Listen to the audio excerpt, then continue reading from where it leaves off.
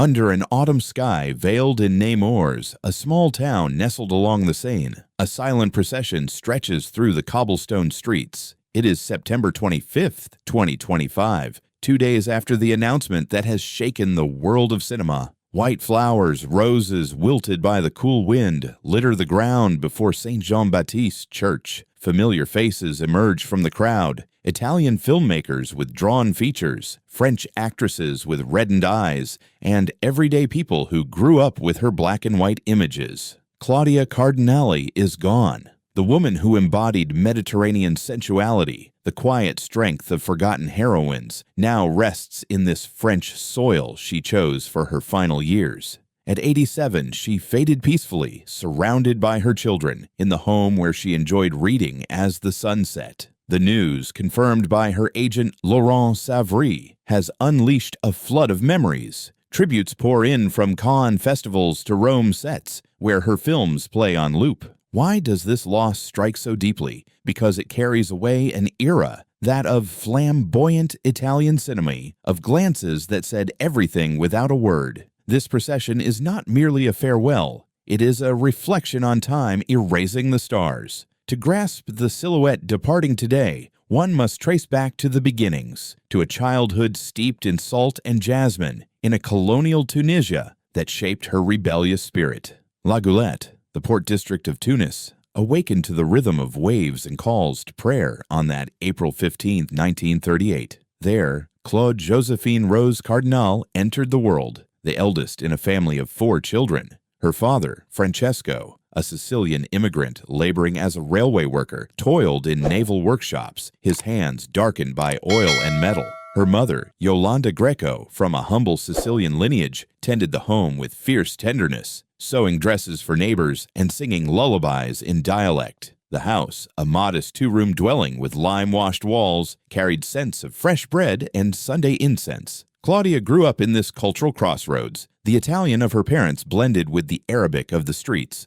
while the French of the colonial school enforced its rigid rules. In primary school, she excelled at reading, consuming adventure novels that transported her beyond the narrow alleys. But war loomed. By 1942, Allied bombings rattled the city. Young Claudia, just 4, huddled under the table, ears ringing from sirens. These shadows of violence imprinted her imagination. Later, she would recall this period as a lesson in resilience, where children's laughter defied the alerts. Summers unfolded on the beach, barefoot in hot sand, gathering shells turned into treasures. Her brother Bruno, mischievous, and sisters Blanche and Adrienne shared these games, crafting tales of Arab princesses and Sicilian pirates. Francesco, proud of his studious daughter, enrolled her in dance classes. Claudia, with her slender frame and dark eyes, twirled in the courtyard, drawing passers-by's gazes. Yet poverty lurked, meager meals, patched clothes.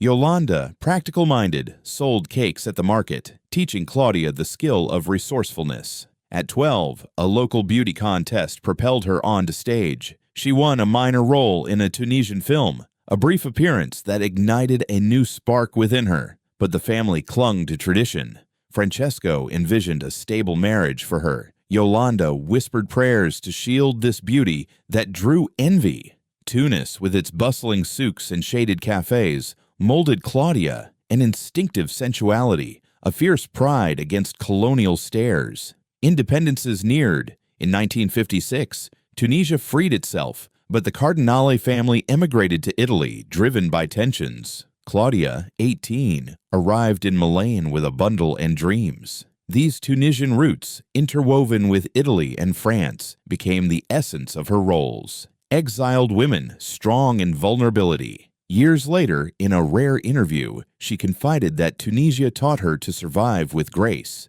to dance atop ruins. Today, as the coffin slides toward the crypt, these images return. A girl at the port who learned early that beauty is a weapon, yet also a chain. Claudia's childhood was not idyllic, but rich in contrasts that would nourish her art. Afternoons at the Quranic school, learning Arabic with Muslim friends, forged an instinctive tolerance in her.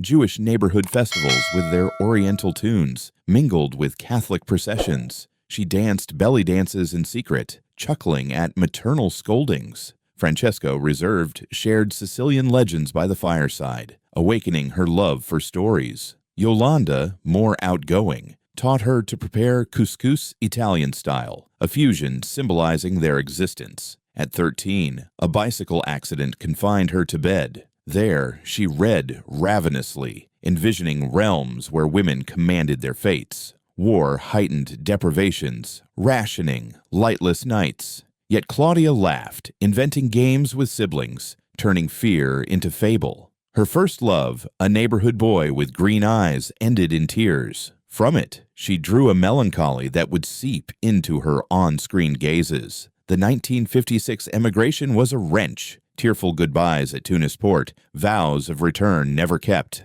In Milan, the family settled in a cramped apartment. Claudia worked as a cashier, saving for acting lessons. Those Tunisian years, with their sea salt and intoxicating jasmine, remained her anchor, a hybrid identity defying stereotypes. In her memoir, she wrote that being born between two seas made her free. In Nemours, under fine rain, passing Tunisians lay flowers, a silent gesture linking continents, recalling that Claudia was first that sun child before becoming the icon. Milan, 1957.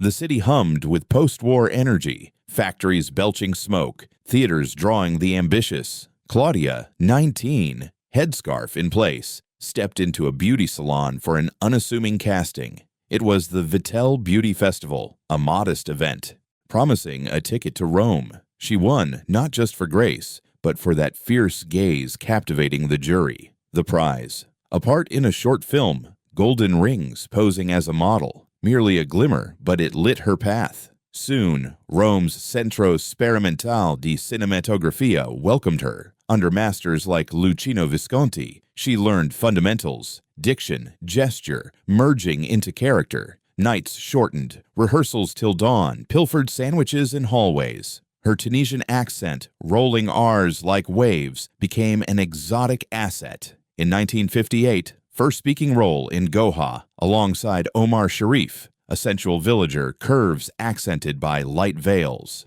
Filmed in Morocco, it revived childhood memories. She ad-libbed Arabic lines, dazzling the director. Back in Italy, offers flooded, soap ads, extras in comedies. But Claudia sought depth. She turned down easy femme fatale stereotypes, demanding substantive scripts. Her agent, an ambitious young Sicilian, introduced her to producers. In 1960, Visconti selected her for Rocco and His Brothers. Ada, a prostitute in love with a boxer, posed a challenge. Integral nude declined. She negotiated intimate scenes with dignity. The set, under Milan's reign, was a crucible. Renato Salvatore, her on-screen partner, became a friend. Visconti, demanding, pushed her limits. She was no empty beauty, but a contained storm, he told her. The film triumphed at Venice, launching her as a rising star. Press dubbed her the new Anna Magnani for that raw intensity. Yet shadows hovered, harassment on sets, directors blurring actress and conquest. Claudia, fierce, slammed doors, earning respect through talent. In 1961, Valerio Zerlini's Girl with a Suitcase consecrated her. Valeria, abandoned runaway, wandered Parma streets, Suitcase her sole companion. The role, echoing her migration, earned a Cannes Prize. She wept receiving the palm, whispering it was for Tunisia. These beginnings were a whirlwind. Overnight trains, stressful auditions, initial paychecks, easing family burdens. Yolanda, from Milan, sent cake parcels. Francesco, proud, collected press clippings. Claudia, in a Roman pension, penned nocturnal letters. Becoming someone, yet losing a bit of self. The breakthrough was that. Not linear ascent, but gritty conquest, where beauty and will forged each other. At 87, in her Nemours room, she revisited those yellowed rushes, smiling at her lips. Those first steps, hesitant then steady, paved a legend's way. The backstage of those formative years revealed a strategic Claudia. At the Centro, she mingled with Monica Vitti and Gian Maria Volonté, sharing meager dinners, debating cinema revolutions. She read Brecht, absorbed Fellini, shaping an ideal, committed actress, not passive icon. Goha marked a turn. Sharif, charismatic, taught her Arab lightness. She found lost freedom from childhood. Then Rocco. Domestic violence scenes haunted her. She confided to a journal that she screamed for all silent women. Success attracted vultures. Indecent. Proposals, liaison rumors. Claudia countered with silence, seeking refuge in solitary Tiber walks. The girl deepened. Zerlini. Sensitive. Allowed improvisation. The film, Portrait of a Marginal, mirrored her inner exile. At Cannes, red carpet vertigo. Blinding flashes, intrusive queries on private life. She answered gracefully, but inwardly seethed. These starts, blending triumphs and trials, transformed her from modest Tunisian to affirmed actress. Peers like Sophia Loren called her sister in battle. In 1962, she filmed The Leopard with Burt Lancaster, but that came later. In Nemours, her children sort photos. Young Claudia, gaze defying the lens. Those images say, breakthrough was laborious birth, a cry in studio darkness. Rome, 1963, Cinecittà. Studios pulsed with neo-realist and budding auteurs. Claudia Cardinale, 25, stood at the peak. Luchino Visconti invited her to The Leopard, lavish adaptation of Tomasi di Lampedusa. She was Angelica, young Sicilian wed for gain to a fading prince. Shot in Palermo under merciless sun, the film was a fresco. Era costume balls, Olive Grove rides, Burt Lancaster towering, courted her on screen. Off, treated her as equal, swapping Hollywood tales. Claudia, in tight corset, embodied vitality, overwhelming aristocracy. Crystalline laugh, mischievous glance captivated. The movie claimed Cannes Palme d'Or. Critics praised Cardinale, Volcano under silk. Almost simultaneously, Federico Fellini chose her for Eight Sadu, Claudia as Carla, loving yet wounded wife of crisis-stricken director Guido. Marcello Mastroianni, complicit improvised body-brushing scenes. She brought earthy tenderness to Fellinian whirl. She was reality in his dream, Fellini whispered. The film, maze of memories and phantoms, crowned Claudia Muse, suggested nudity, exposed vulnerability, touched hearts. International press christened her the Tunisian Sophia Loren, but she corrected, simply Claudia. In 1964, Antonio Pietrangeli's The Magnificent Cuckold probed infidelity. She, a woman trapped by conventions. Final monologue, a mute cry against hypocrisy. These roles, increasingly demanding, propelled her. Locarno invites, Paris Match interviews defending auteur cinema. Yet Zenith had flip side, chained shoot exhaustion, impersonal hotel solitude. She filmed The Girl from Booby in 1964, Mara as vengeful widow. Movie, Anti-Mafia Committed, earned David Di Donatello. Interpretation contained rage, echoed Italian social struggles. Festivals crowned her. Venice paraded her in sheath dress, but she retired early. Fan letters stacked. Fellini and Visconti, mentors, guided. Play with body, think with soul, the former advised. Claudia absorbed, grew. 1960 to 1965, 15 films, meteoric rise. Legend-born cinema posters, records of her songs for soundtracks. Yet anchored, Milan visits hugging Yolanda, money sent to Francesco. In 1965, Blindfold marked Hollywood debuts, but Italy, her cradle. Those golden years, opulent and intense, forged the icon. Actress illuminating screen with magnetic presence. In Nemours' excerpt spin on old family projector, Claudia in The Leopard dances still, eternal. The zenith nuanced with challenges. In 812, Fellinian dreams unsettled her. Sleepless nights, decoding script, legitimacy doubts. Yet Mastroianni scene, tenderness on abyss edge, became iconic. The Leopard demanded endurance. Sicilian heat, phonetically learned dialogues. Lancaster, admiring, noted her volcanic flame.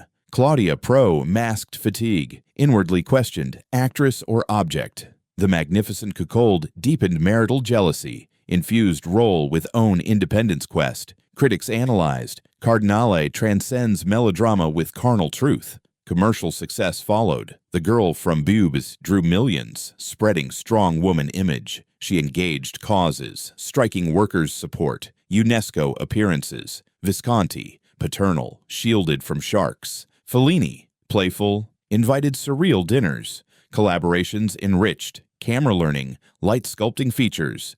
1966, marriage to Franco Cristaldi, launcher producer, pragmatic union, stability source. Zenith culminated, magazine covers, co-star affair rumors. Claudia navigated, gracious, evading traps. Those roles, era mirrors, made her immortal, sensuality allied to intellect. Under Nemours' spotlights, where cinephiles watch, her glow persists, defying forgetfulness. Success wrapped Claudia like a velvet cloak, but beneath the fabric, threads knotted and unraveled quietly. In 1957, at 17, a traumatic encounter led to an unplanned pregnancy. She gave birth to Patrick in secret in London, the father a fleeting figure who vanished. Franco Cristaldi, her producer and mentor from early days, stepped in as paternal figure. They held a marriage celebration in 1966, though not officially registered in Italy, parting ways in 1975 amid growing strains. Their villa on Rome's outskirts became a haven, blooming gardens, a piano where Claudia improvised Tunisian tunes. Cristaldi, shrewd, steered her career, securing lucrative deals. She owed him visibility, yet the cost was reliance.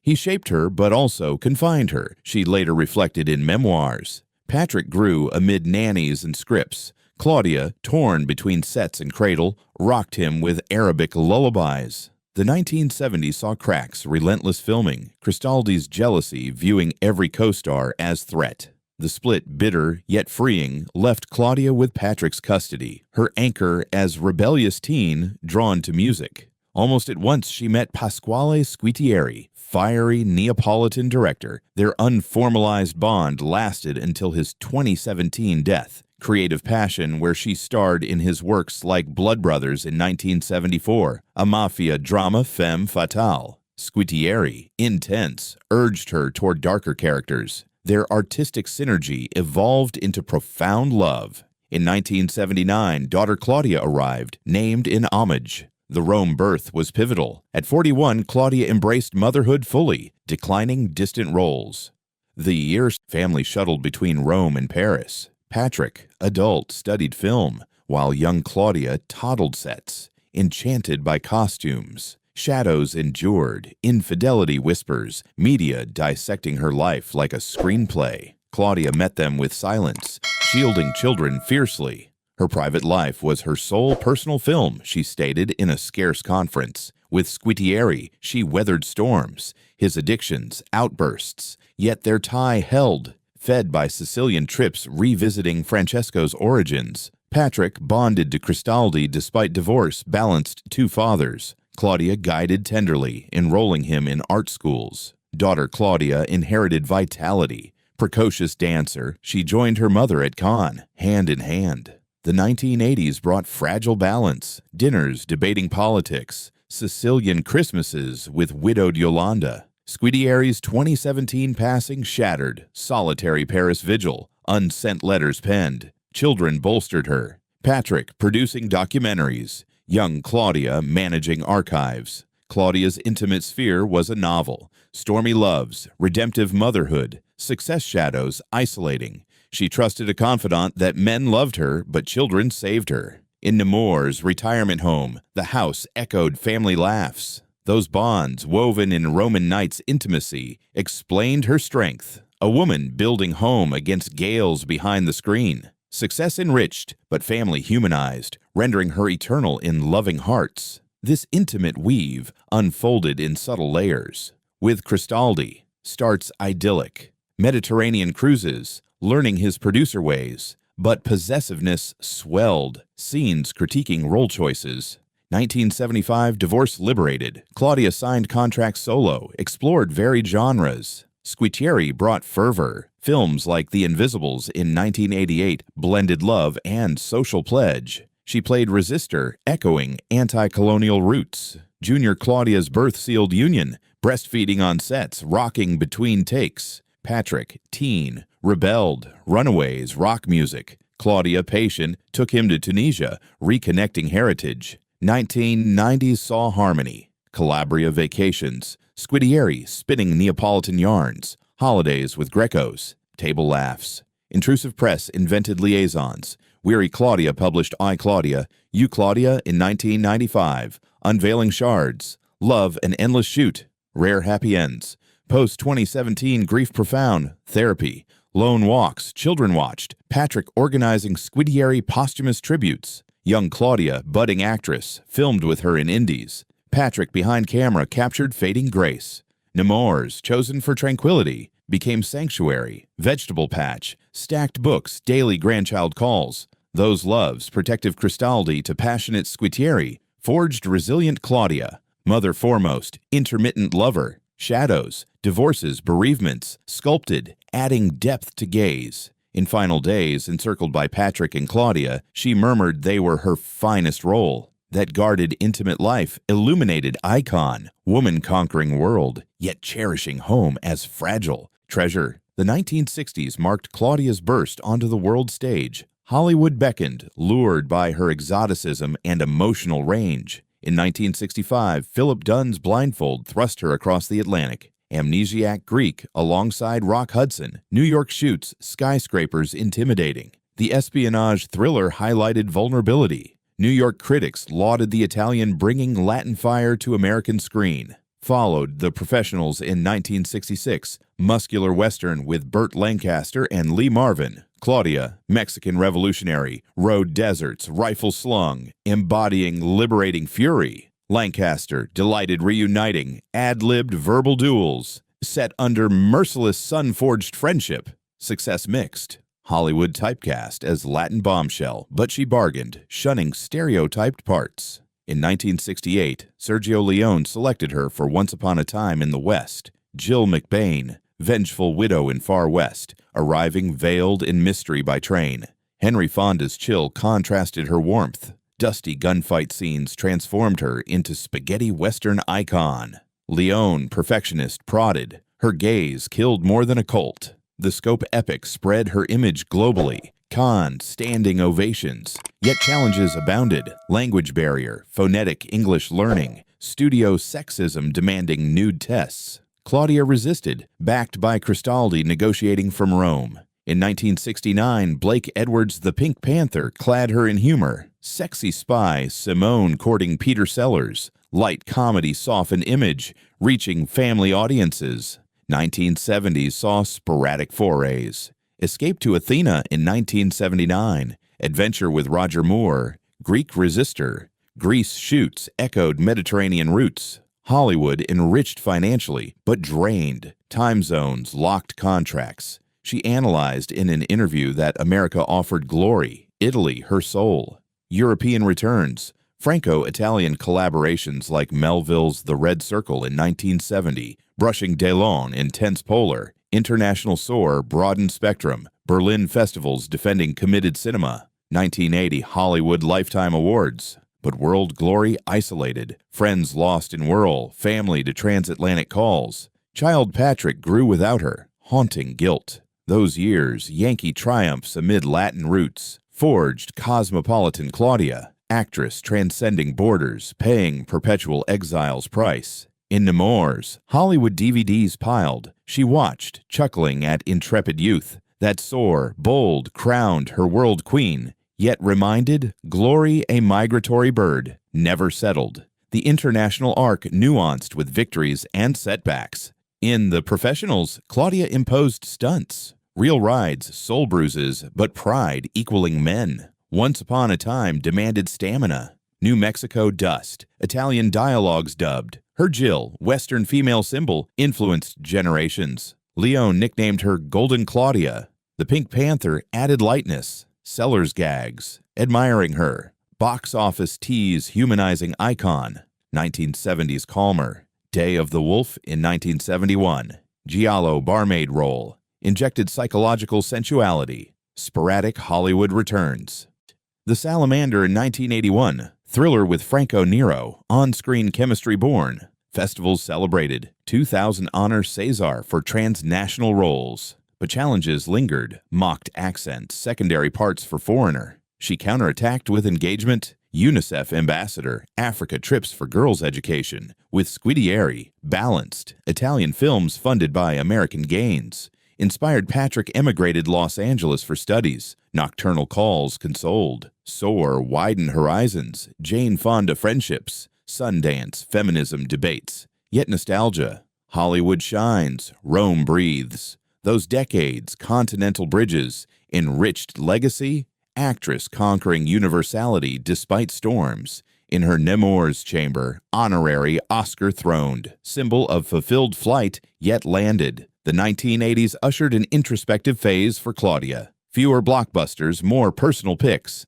At 40, she favored nuanced roles, delving female complexity. In 1982, Jacques Deré's The Outsider returned her to France. Femme fatale, alongside Jean-Paul Belmondo in Marseille Polar. Old port shoots, singing accent, reviving Tunisian memories. Film, commercial hit, earned praise for sensual maturity. Then Squitieri collaborations dominated. Ador the Invincible in 1982. Italian fantasy as warrior queen. Ironic, she laughed at light armors. Those pictures often engaged, tackled mafia, corruption. Russicum in 1988 denounced Vatican plots, role passioning her. She played to change world, not entertain, declared at Venice Mostra. 1990s saw theatrical incursions. The Lady Has Fled in Rome. Husky voice captivating, standing ovations. Source return. 1995 memoir